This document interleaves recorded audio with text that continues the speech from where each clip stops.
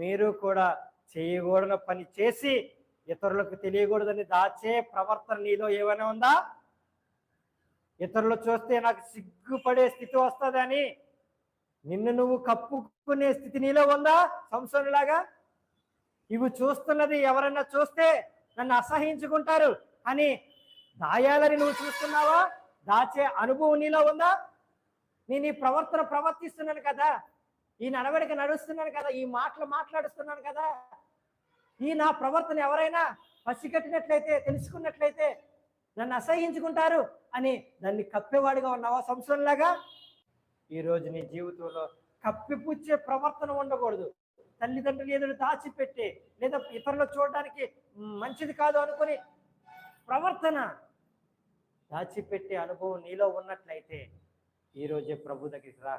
దేవుడు నిన్ను దర్శించబోతున్నాడు, నిన్ను కడగబో